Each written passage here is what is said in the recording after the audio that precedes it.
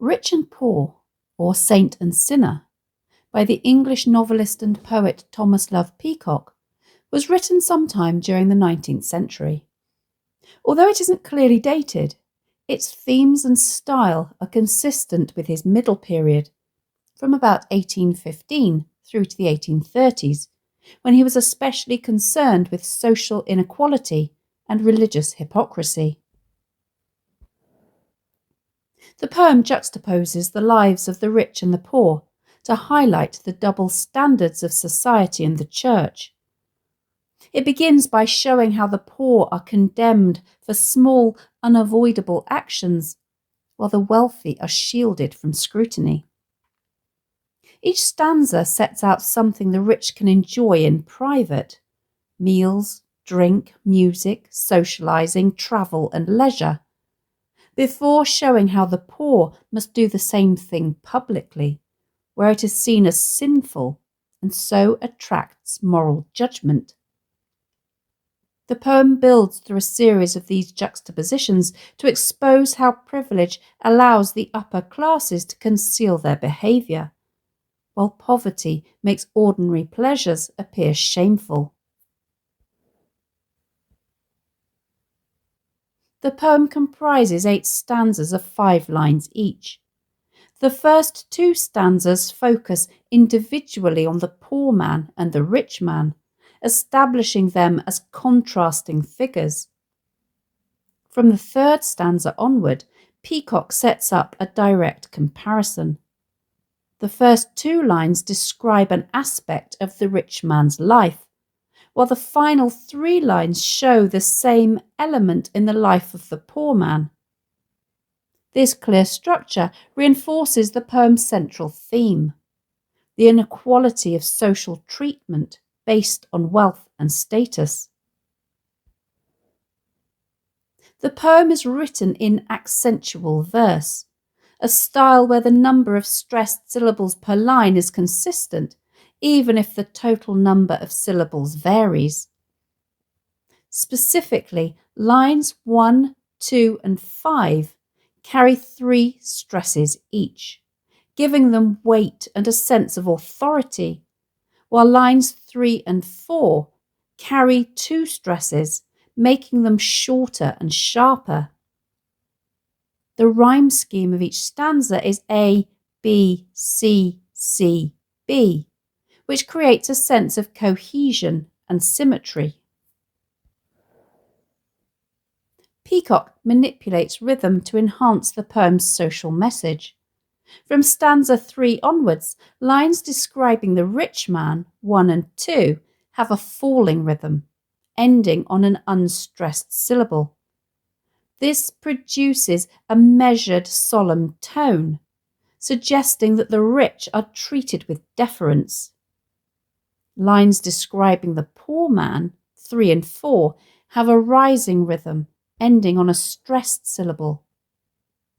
Combined with the shorter length of these lines, this creates a sense of speed and pressure, reflecting how the poor are thrust under moral scrutiny. The final line of each stanza, line 5, returns to a falling rhythm with 3 stresses, always end-stopped, giving the stanza a sense of closure and finality. Peacock leaves no room for negotiation. The social inequality he depicts is absolute. This rhythmic pattern mirrors the social reality the poem portrays. The rich move through life with ease and invisibility, while the poor are constantly exposed to judgment. The structure itself becomes part of the satire, as it dramatizes the contrast in treatment between the classes. Peacock uses metonymy in presenting the rich man and the poor man. Each figure represents an entire social class rather than an individual person. By focusing on these types, Peacock makes the social commentary more pointed and universal. In terms of diction, Peacock uses simple, unornamented language. There is little embellishment. The words are plain and blunt, reflecting the stark truths he wants to convey about inequality. The drama in the poem comes not from flowery language, but from the contrast between what is visible and invisible, permitted and condemned. The form, rhythm, and diction all reinforce the poem's theme of social injustice. The rich are given deference, luxury, and invisibility, while the poor are rushed, scrutinized, and publicly condemned. Peacock's structural choices make this contrast felt as well as understood. The title, Rich and Poor, or Saint and Sinner, establishes from the outset a rigid dichotomy. The wealthy are aligned with sainthood, while the poor are cast as sinners. By presenting the categories as mutually exclusive, Peacock signals the polemical thrust of the poem, which is to expose the hypocrisy of this moral framework. The title primes the reader to question a system in which social class dictates spiritual worth rather than personal conduct. The poem begins, "The poor man's sins are glaring." The adjective glaring suggests that they are blatant, unavoidable, and impossible to conceal. We will discover at the end of the stanza that this is meant ironically. The phrase, "in the face of ghostly warning," suggests some kind of religious authority. The adjective ghostly here probably refers not to the supernatural in general, but to the clergy. The ghostly father was a common term for a priest at the time. Peacock seems then to be mocking the way in which the church framed ordinary actions as sinful, holding the poor constantly under suspicion. The truncated third and fourth lines, "he is caught in the fact of an overt act," create a clipped, breathless rhythm, as though building up to some dreadful revelation. Peacock deliberately plays with our expectations. The phrasing is heavy with drama, as if this man were about to be condemned for theft, violence, or adultery. Instead, the final line delivers bathos, a comic anticlimax, buying greens on a Sunday morning. The act is trivial, even laughably so, yet it is treated as a moral offence. This deliberate letdown exposes the hypocrisy of religious moralizing. For the poor, survival necessitated working all week. Sunday may have been their only chance to buy food. The poem therefore highlights how strict Sabbath laws punish the poor disproportionately, branding them as sinners simply for carrying out ordinary, unavoidable tasks. Peacock's use of hyperbole, i.e. glaring, warning, and overt act, demonstrates how a trivial activity was blown out of proportion to maintain control over the lower classes. His satire here is biting.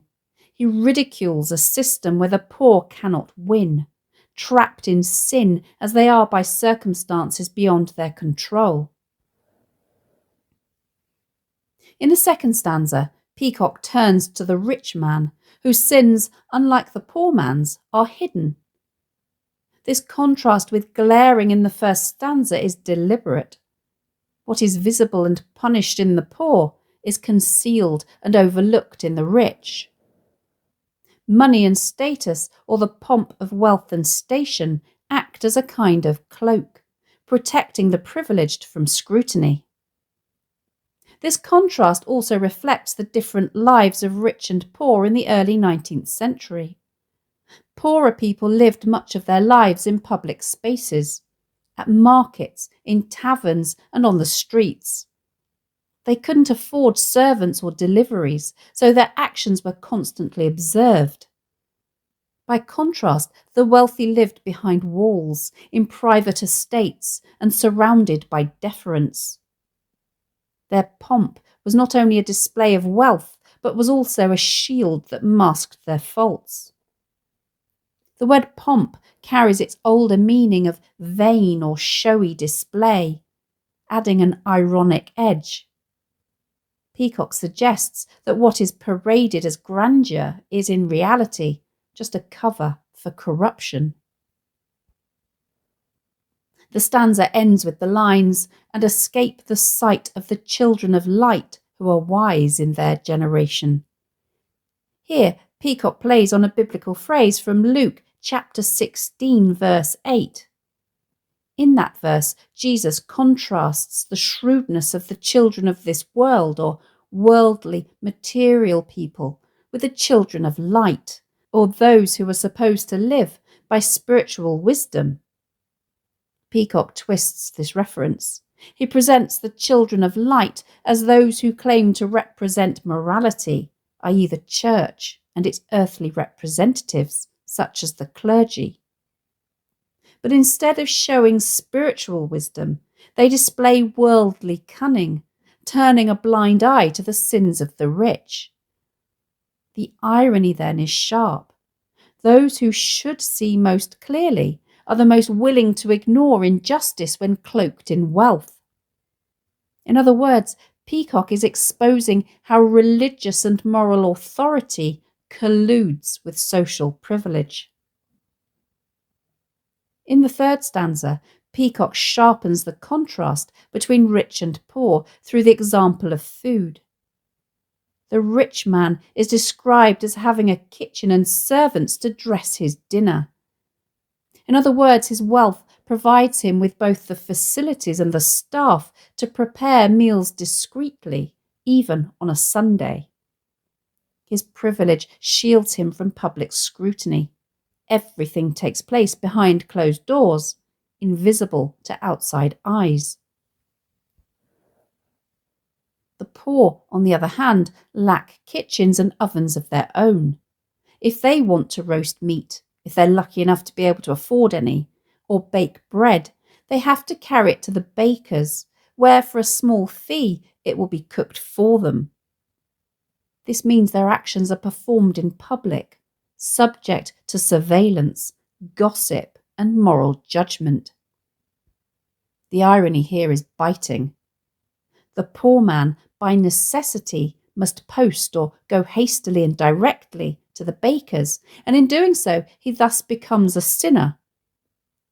In other words, the mere act of organising food on the Sabbath, something the rich can do privately and without consequence, becomes for the poor a visible transgression. Underlying this stanza is Peacock's sense of systemic hypocrisy. The law of the Sabbath was not applied equally. The wealthy could keep up appearances while continuing to indulge themselves, while the poor were condemned for trying to meet the same basic needs. What is hidden in the rich becomes glaring in the poor.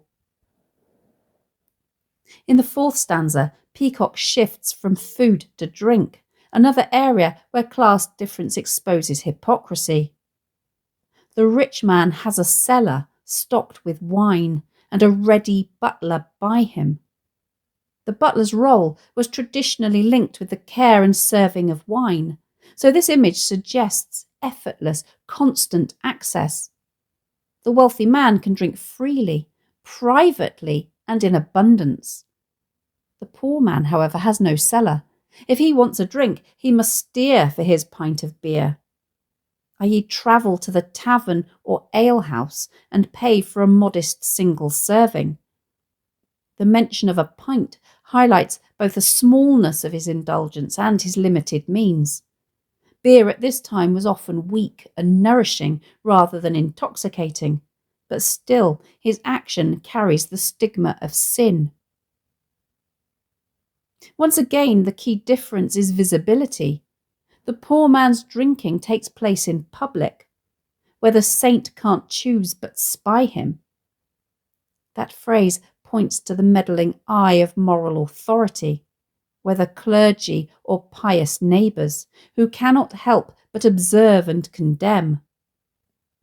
The same indulgence that is excused, even celebrated in the wealthy, is branded as sinful in the poor.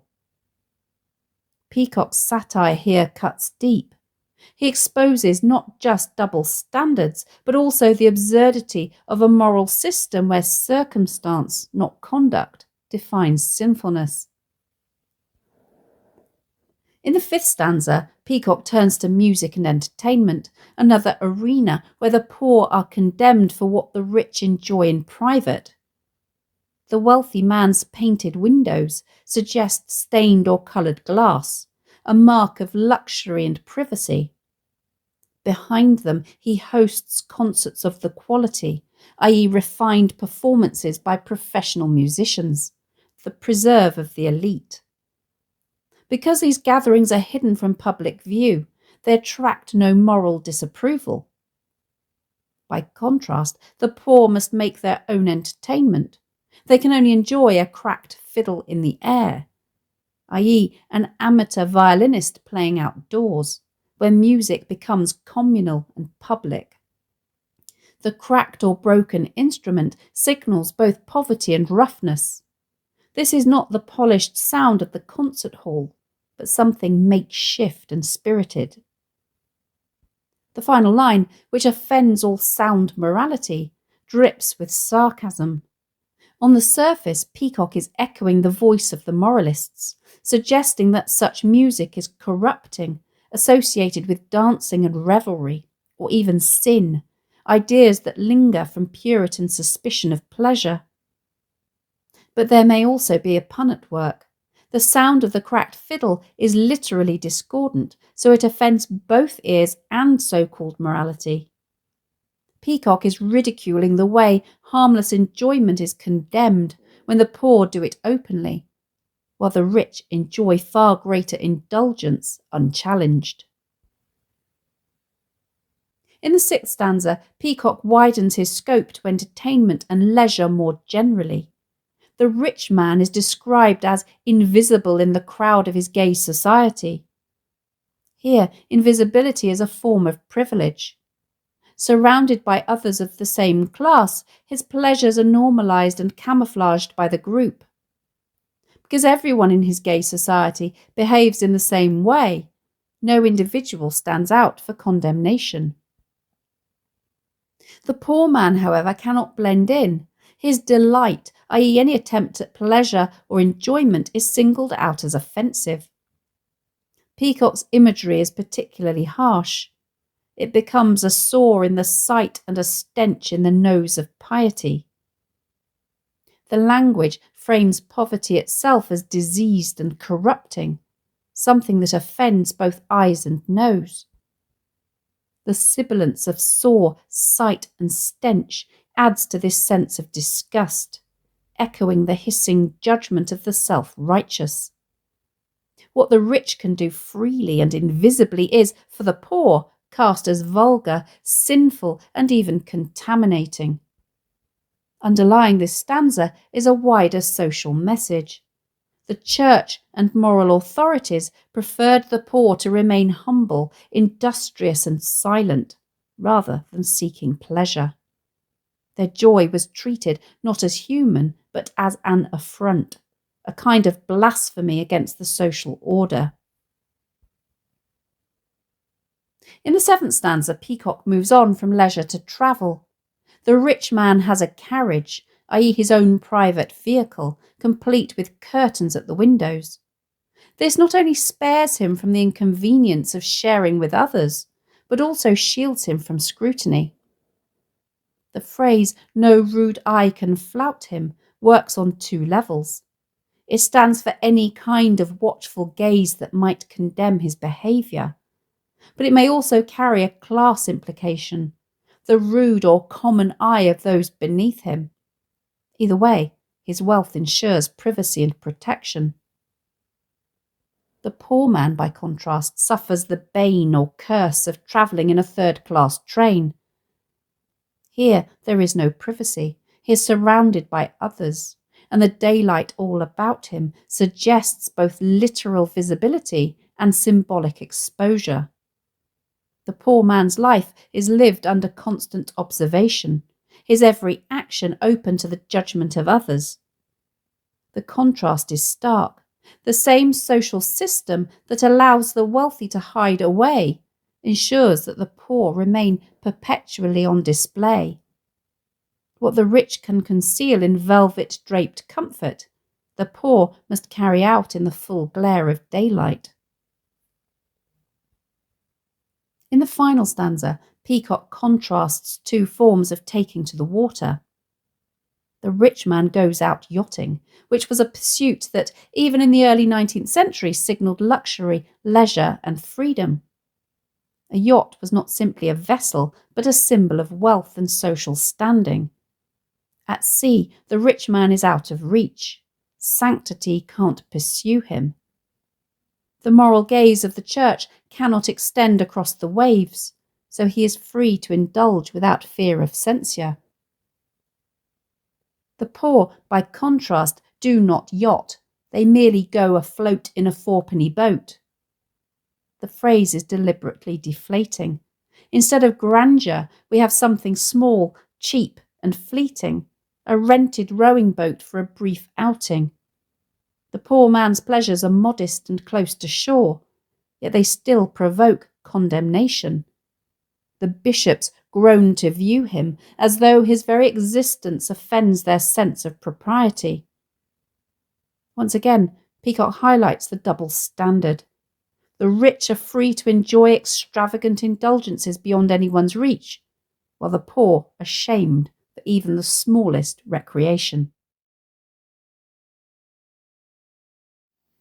Thanks for watching. If you have any questions, please let me know in the comments section below, and I'll do my best to answer them. Don't forget to subscribe to my channel for more videos on English language topics and exam techniques, and English literature texts.